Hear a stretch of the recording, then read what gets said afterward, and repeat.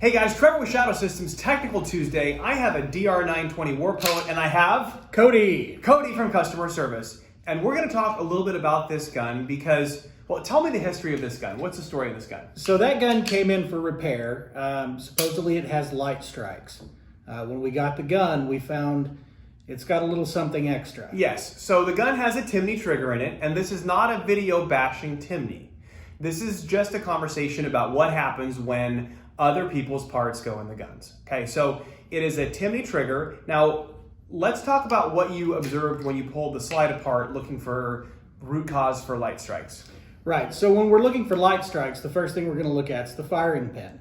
When we pull the firing pin out, we notice the firing pin's deformed because it's striking the plunger safety. Exactly, so I'm gonna try to draw that super quick.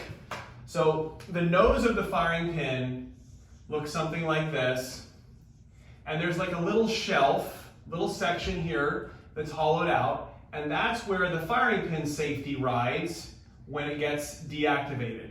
So really what needs to happen is there has to be some clearance between the safety and the nose of the firing pin, otherwise the firing pin safety will actually hit the striker. And so when Cody and his team pulled apart the gun, you saw some damage in that area of the firing pin, That's right? correct, yeah. Have you looked at the firing pin safety too? Do you know if there's damage there? There is. There's Okay. a little deformation there too. Yes. And just for the record, it is not uncommon to see a little bit of wear in that area. So when that firing pin is moving back and forth, after you've dry fired, it rebounds and it does contact the firing pin safety in a locked position, or just bouncing around during firing, it might hit the firing pin safety. So it's not uncommon to see a little wear there, but I looked at the firing pin and it's pretty obvious. Yeah, it's obvious. Okay, so this is a case where the firing pin safety is clearly not getting lifted up high enough to clear the firing pin. So what is it that is not working with our firing pin safety on this trigger? Well, what's going on is the trigger bar, because of the part of the trigger bar that lifts the plunger safety. Yep. It's not lifting the plunger safety out of the way completely. Exactly. So the firing pin, or the trigger bar, has that funny projection in the front that looks like a little triangle or a little bird's head, as we call it. Right. And so it is not lifting our firing pin safety up quite enough. And like they say, clearance is clearance. Okay. If the bullet misses you by 0.02, it completely missed you, right?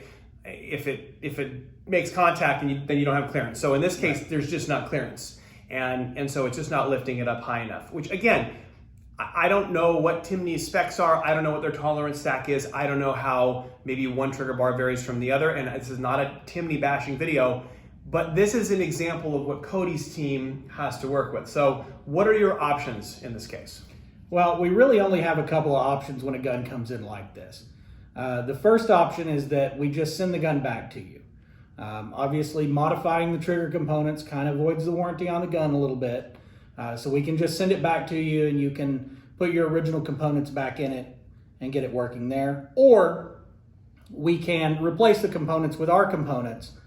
And sometimes there could be a charge associated with that, but we would let you know about it first. Yeah, and so I think in this case, we don't ever like the idea of having a gun leave the shop without, when it's not working correctly. And so we know what the culprit is. We can tell what the culprit is very obvious.